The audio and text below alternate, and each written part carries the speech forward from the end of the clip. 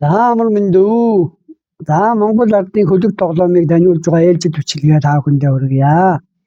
Энэ удаад бид уул талын буг гэдэг тоглоомыг таниулъя.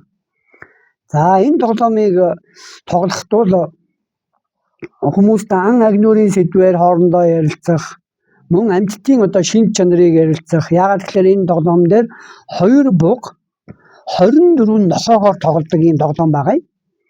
За буг гэж хэлэхээр би сайхан босгоод энэ тэмээ маягтай ингээд тавьчих. Тэгээ босд нь бол нохоо гэж байгаа учраас хэвтүүлчих ингээд. Тэгэхээр 2 бугыг 24 нохоогоор ингэж энэ хөлгөн дээр тавь тоглодог ийм тоглоом. Тэгэхээр тоглоомыг тоглож байх явцад бол хүнээс ийм дэвшүүр шивчээ шаардна. Учир нь юу гэхээр тоглоом эхлэх байрлал бол 2 бугыг энэ багалзуур гэж хэлж байгаа юм л да. Энэ хоолойн дээр яг энэ нэг тар нутгийг дүрсэлсэн дөрвөлжин уулыг дүрсэлсэн гурвалжин дүрснүүдийн зааган дээр энэ 2 бугаа тавьчихна. За мөн тоглоом эхлэхийн тулд энэ голыг тойрсон 8 буудал дээр 8 нохоогоо тавина.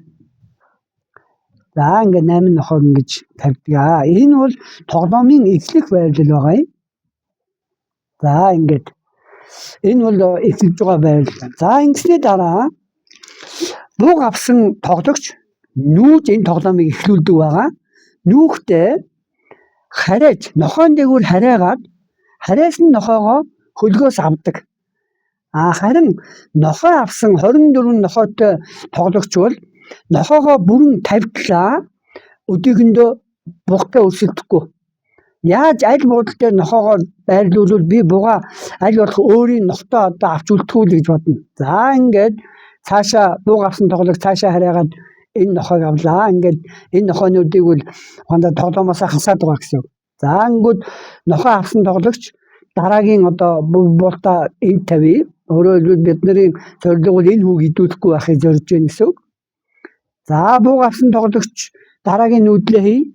Ийшээ харайгаад идчихлээ гэсэн үг. Ингээд энэ нохоог л хөлгөөс айлуулад байгаа. За энэ тоглогчууд ямар нэгэн өдөөд сул нүүдэл хийхгүй бүх нохоогоо байрлуулна. За ингээд бүх нохоо хөлгөн дээр буг бол аль болох давж идээд байхыг зориод байна. Ингээд ингэсний дараа хамгийн сүүлд нохоо нүүдэл хийж эхэлдэг. Нохоо бол энэ зураасны дагуу нэг нэгээр нүүн. Зорилго бол бугыг нүүдлгүй болгож хаших байгаа. Жишээлбэл энэ 2 бугыг энэ аль буудал дээр байна уу? Энэ дээр байна уу? Ингэж хашиж нүүдлгүй болгох. За мөн 2 буг энэ хоёулаа энэ багалзуур руу ингэж хөөгдөж орж болно. Тэгэхээр аль болох ингэж бугаа барьж авахын төлөө нохоонууд тэмцэж нүүдэл хийн.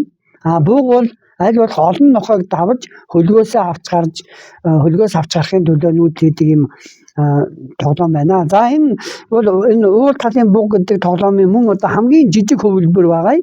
Сая бол 24 нохойтой тоглож байна. Мөн 2 бугтай. За цаашлаа 4 бугтай 48 нохойтой гэдэг ингээд монголчуудад энэ хөлгийг бол хүссэн хэмжээгээр өөрөөр тоглож байгаа хүмүүсийн тооноос хамаараа томруулж болдог юм онцлогтой юм шүү. За энэ уул ан агнуурын сэдвтэй тоглоом бол ер нь голцоо буг гэдэг нэрээр явдаг. Тэгээд цаашлаад энэ буг маань шатран буг болж хөгжөөд тэгээ шатар гэдэг тоглоом руу ордог юм онцлогтой юм шүү. Бас монголчуудын энэ тоглоомын түүх үүсэл хөгжлөл энэ яалтчгүй эхлээд нэг хүний тоглодог тоглоом байгаад зохиож байж 2 хүний тоглодгийг зохиосон байна. 3 хүний тоглодгийг уул талын буг бол 2 болон түүнээс дээш хүмүүс баг болон бас өрсөлдөх юм боломжтой юм тоглоом байна. Хөлгийн хэмжээг бол томсгож болдгоо.